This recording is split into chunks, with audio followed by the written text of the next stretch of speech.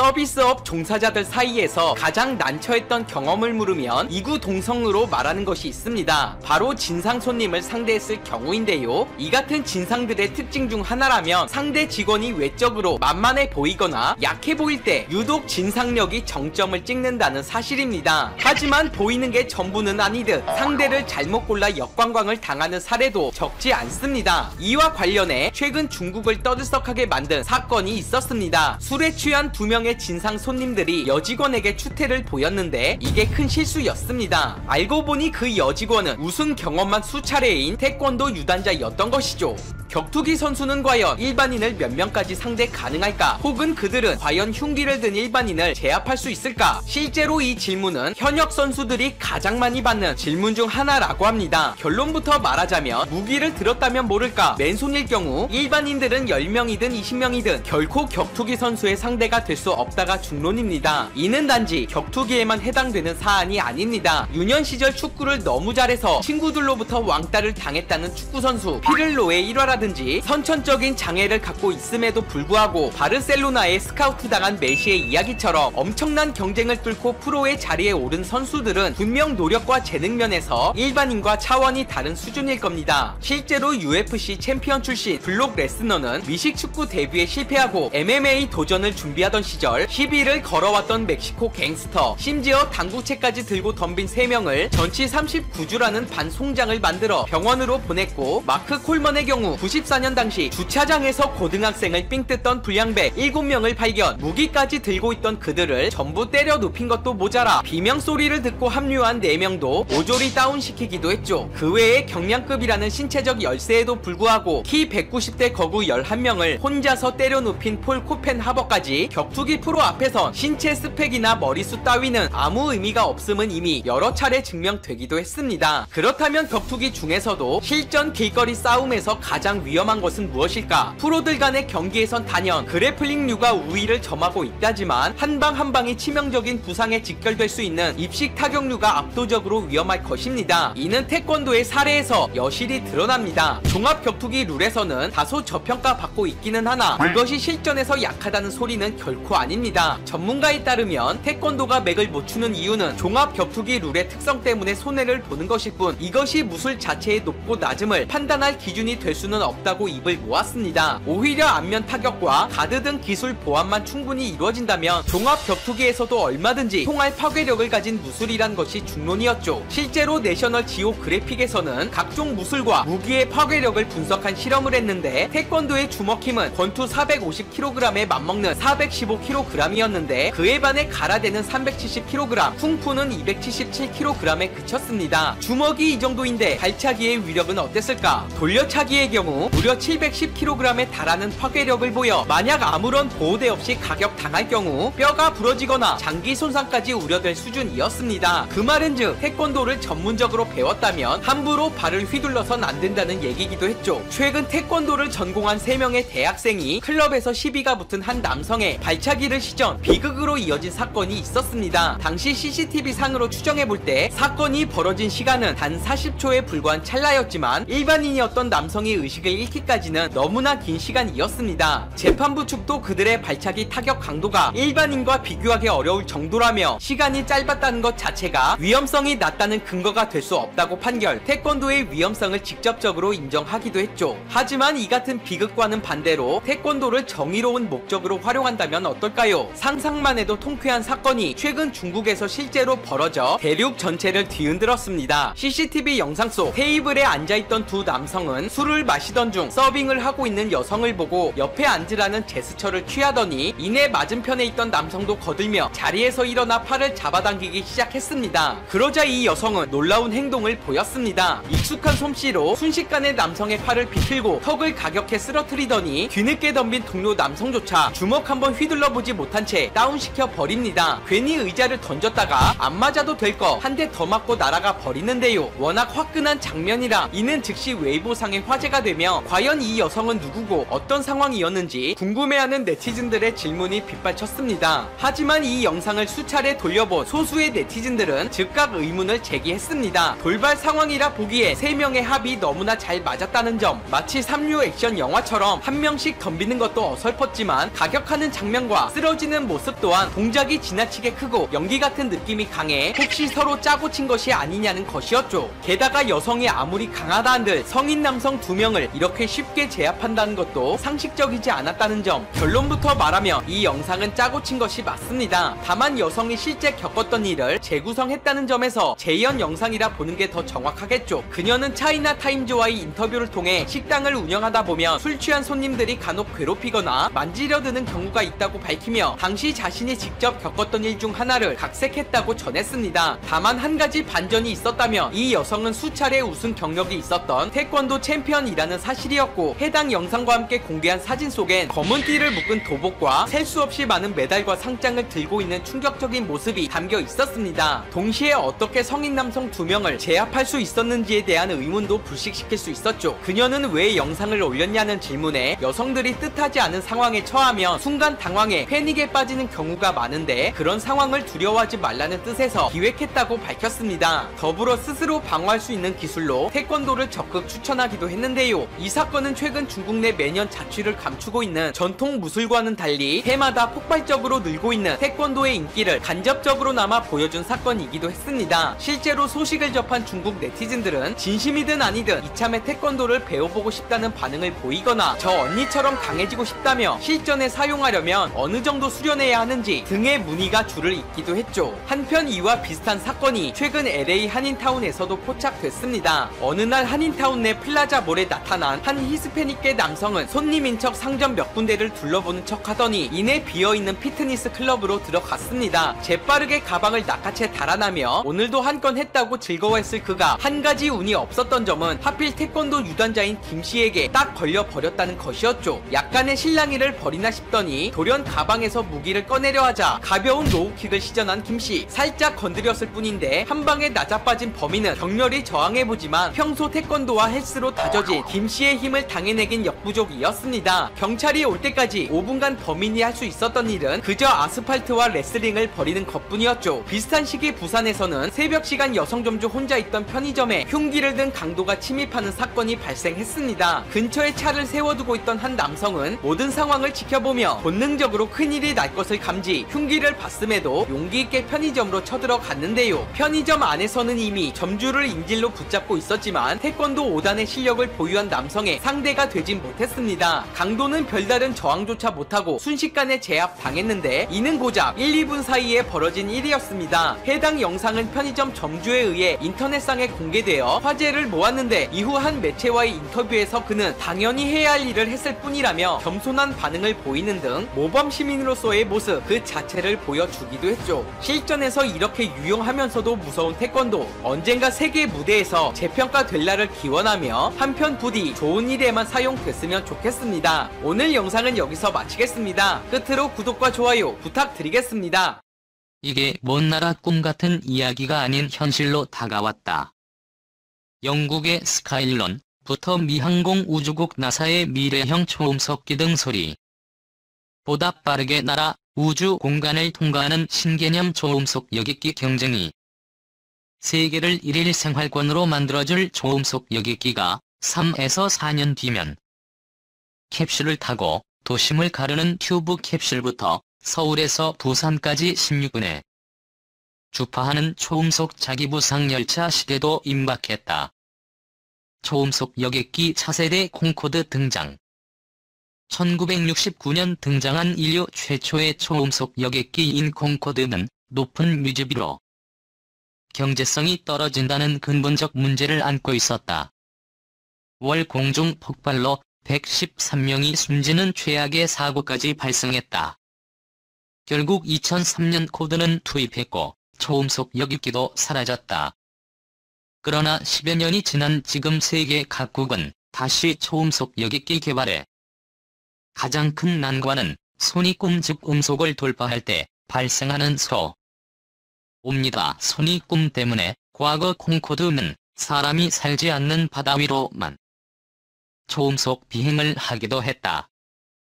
차세대 초음속기로 가장 주목받는 것은 영국 항공기업 리액션 엔진스의 날렵한 비행선 모양의 비행기 스카이론이다. 롤스로이스 출신의 과학자인 앨런 본드가 1989년 세운 리액션 엔진 스는 하늘이 아닌 우주 공간을 날아서 이동하는 비행기를 만드는 것이 목표로, 이 기술의 핵심은 제트 엔진과 로켓 엔진을 합친 형태인 세이버 엔진이다. 로켓 엔진은 동력을 얻기 위해 액체 산소로 연료를 태우지만, 세이버 엔진은 공기 중에서 산소를 얻기 때문에 우주 왕복선 인하 로켓에 다는 거대한 액체 산소 탱크가 필요 없다. 연료 탱크도 본체 안으로 들어간다. 스카이론은 세이버 엔진을 이용해 지구 대기권을 벗어난 뒤 우주 공간인 지구적 외도를 이동하다가 다시 대기권으로 진입하게 된다. 지구적 의도는 공기가 거의 없어 마찰로 인한 속도 저하가 없기 때문에 스카이론의 최대 속도는 음속의 5배에 이르는 것으로 알려졌다. 현재 스카이론의 경우는 30명의 세계를 태우고 최대 200회가량 비행하는 것을 목표로 연구에 박차를 가하고 있다. 지금까지는 우주 왕복선 만이 재활용이 가능한 유일한 우주선으로 지상으로 돌아오면 최소 6개월 이상의 정비가 필요했었다. 그러나 스카이론은 액체 산소를 담은 탱크가 필요 없고 우주 공간을 나는 시간이 짧기 때문에 이론적으로 48시간만 지나면 재비행이 가능한 것으로 알려졌다. 리액션 엔진스는 2019년 스카이론을 시험 비행할 예정이다. 코드를 제작했던 에어버스 도차세대 초음속 여객기를 개발하고 있어 에어버스는 올 초 이미 콩코드 2.0에 대한 특허를 출원 한 상태다. 기존 코드가 날렵한 형태였던 것에 비해 콩코드 2.0은 동체가 둥그렇다. 둥그런 형태의 동체 디자인을 통해 손이붐 같은 음속 호금을 줄일 수 있을 것으로 기대하고 있다. 미국 항공우주국도 초음속 여객기 경쟁에 뛰어들었다. 올 초 방산업체 로키드 마틴과 함께 초음속 여객기 엑스플레인 프로젝트를 출범시켰으며 2020년 시험 비행이 예정돼 있다. 미국이 스파이크 에어로 스페이스는 1억 달러를 투자해 초화 여객기 S511을 준비하고 있는 것으로 전해졌다. 12에서 18인승으로 운용되는 S512는 창문이 없는 독특한 형태로 기내에 공급되는 전기는 태양광으로 충전하게 된다. 호주 퀸즐랜드 대과학자들 최근 역사상 가장 빠른 초음속 엔진 시험에 성공하며 전 세계의 주목을 받았다. 발사 실험에서 신형 엔진 하이파이어는 음속의 7월 5일 배에 이르는 시속 9,000km의 속도를 기록한 바 있다. 보잉과 IBM 미국 공군이 이 프로젝트에 투자 중에 있다. 극초음속 비행체와 초음속 열차. 극초음속 비행체는 최근 미군이 30분 내에 지구상 어떤 지역의 목표물도 타격할 수 있다고 공언했다. 최근에는 중국 이 극초음속 비행체를 7번째로 시험 발사한 것으로 또 100km에 도달하면 탄두에서 발사체가 분리되고 빙체 모양의 발사체는 마하 5에서 10의 속도로 목표물을 향해 날아간다. 미국의 싱크탱크인 제임스 타운 죄다는 중국의 극초음속 비행체 가개편된 로켓 부대로 배치될 것이라고 분석했다. 극초음속 비행체는 미국이 2000년대 초반부터 개발에 들어가 지구 전역을 30분 안에 타격할 수 있는 최첨단 무기로 알려졌다.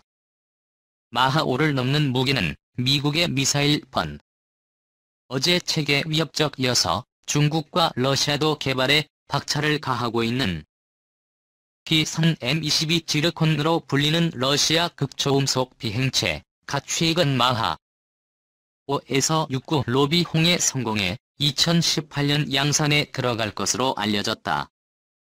미국과 중국, 러시아의 극초음속 비행체 개발이 창과 방패의 대결처럼 펼쳐지고 있는 모습이다. 또한 하이퍼루프1이 개발한 초음속 열차 하이퍼루프는 최근 실시한 주행 테스트에서 제로백 1.1초를 기록했다고 밝혀 세계를 놀라게. 이는 출발 후 시속 100km에 도달하는데 1월 1일 초가 걸렸다는 의미로 현존하는 어떤 지상 운송수단보다 가속 성능이 빠르다. 다 속시 자체에 걸린 압력은 2.5g. 만약 열차에 사람이 하고 있었다면 자신의 몸무게 2월 5일 배가 가하는 중력을 느끼게 되는 것이다. 우리 공원에 있는 롤러코스터의 경우 최대 3g를 느낄 수 있는 걸로 알려져 있는 것으로 볼 때 사람이 견딜만한 수준이다. 만약 이 시스템을 공기 저항이 없는 진공 큐브에 넣을 경우 최대 속도가 시속 1126km까지 올라가 사실상 음속에 가까운 수준이 된다. 이 속도면 미국 로스앤젤레스에서 샌프란시스코까지 30분 만에 주파할 수 있으며 서울에서 부산까지는 16분이면 주파 가능하다. 하이퍼루프 프로젝트는 상용화는 향후 5에서 6년이면 가능한 것으로 알려졌다. 또한 시장성이 높으며 초기 투자 비용도 현 초고속 철도 건설 비용의 10분의 1에 불과하다. 전문가들은 승객들이 지불한 운임 도상대적으로 저렴해 수요가 충분할 것으로 내다보고 있다. 하이퍼루프의 샌프란시스코에서 라 구간 기준 편도 운임은 20에서 이 구간의 기존 항공운임 $160 대비 5배 이상 저렴하다.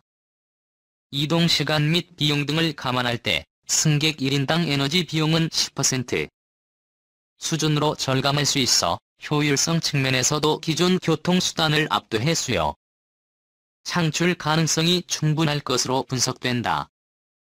진공 큐브의 기술을 이용해 도심형 개인 운송수단으로 개발하려는 움직임도 도시에 사는 사람들이 환승할 필요 없이 타고 다닐 수 있는 튜브 캡슐을 원한다는 것이다. 튜브 캡슐은 집에서 가까운 정거장에 가 순서를 기다린 다음 3에서 4명 용 캡슐에 탑승하면 공기압을 이용해 터널 속을 자동으로 지나 목적지에 도착하는 기술로 알려졌다. 하이퍼루프가 도시를 연결하는 고속열차 개념이라면 튜브 캡슐은 개인용 택시 개념으로 이해하면 쉽다. 한국 초음속 경쟁 어디까지 왔나? 이 같은 초음속 자기 부상 열차는 그저 남의 나라 이야기만은 아니다. 현재 한국에서도 인천국제공항의 자기 부상 열차 노선이 운행 중이다. 상용 노선으로는 세계 두 번째로 기술력을 갖춘 국내 기업에 대한 관심이 필요한 실정이다. 현재 초음속 관련 기술력을 갖춘 국내 기업 중에서 LS산전은 고속철도 엔진에 사용되는 고내 10권선 및 변압기 제조 기술을 보유. 현대로템은 인천국제공항 자기부상열차 설치하고 미국, 러시아 등의 기술 수출 추진하고 있다. 또한 포스코 익트분 자기부상열차 전력 공급 시스템 구축 사업을 추진 중에 있으며 고려제강은 초전도 복합 선제 생산 중이며 미국 MZC와 초전도 선제 공급 제휴를 맺었다. 에로티베큐은 국내 유일의 진공 펌프 업체로 제조 전공정 체제 및 기술 경쟁력 보유하고 있다. 시간과 공간의 개념을 완전히 바꾸는 운송수단의 혁신이 도래한 가운데 변화 하는 경제 시스템에 대한 준비가 필요한 시점이다. 서울에서 라 2시간 안에 극초음속 항공기 만들어지나 마하 5.1의 속도로 3분 30초 동안 비행한 스크램제트 항공기 X-51의 속도가 너무 빨라 비행 모습을 근접 촬영할 수 없어 그림으로 그렸다. 한국항공우주연구원 항공혁신기술연구소에는 30m 길이로 늘어서 있는 사람 키만큼 굵은 배기관들이 방문자를 맞는다. 이 관은 압축 공기를 1000도가 넘는 온도로 가열해 마하 5의 속도로 부모내는 초대형 열풍기로 이 장치 속에 5분의 1 크기로 만들어진 엔진을 넣고 작동 여부를 확인하는 것이다. 바로 차세대 극초음속 항공기에 들어가는 스크램제트 엔진 개발을 위한 양인영 항우연 선임연구원은 음속의 5배 속도에서 수소, 항공유 등 다양한 연료로 점화시키는 실험을 했는데 여러 번 성공했다고 말했다. 미래형 항공기 엔진이라는 램제트 스크램제트 기술을 확보하기 위해 전 세계가 열을 올리고 있다. 스크램제트 엔진은 현재 마하 3의 서사의 속도로 나는 초음속 비행기에 속도를 더 빠르게 만드는 특수 엔진이다. 이 엔진을 사용하면 이론적으로는 음속의 24배인 시속 29,000 km까지 낼 수 있다. 램제트 엔진은 최고 마하 15의 속도를 내는 엔진으로 스크램제트 엔진에 비해 상용화 가능성이 더 크다고 보는 기술이다. 이들 기술이 상용화될 경우 서울에서 미국 로스앤젤레스 간 비행 시간을 2시간 이내로 줄일 수 있고 천문학적 비용이 들어가는 인공위성 발사 10%대로 대폭 절감될 것으로 보고 있다. 현재 세계 최고 속도로 따는 비행기는 이 같은 기술을 이용해 미국 항공우주국이 개발한 X 시리즈 항공기다. 2004년 나사는 마하 10의 속도를 내는 실험용 비행기 X-43메이를 최근 나사는 속도를 좀 줄이는 대신 비행 시간을 늘리는데 연구에 초점을 그 결과 나사는 지난달 X-50휠A라는 항공기를 공개했다. 이 항공기는 마하 5.1의 속도로 3분 30초 동안 비행하는데 스크램제트 엔진 연구의 선두주자는 미국, 호주, 독일, 프랑스, 중국, 일본,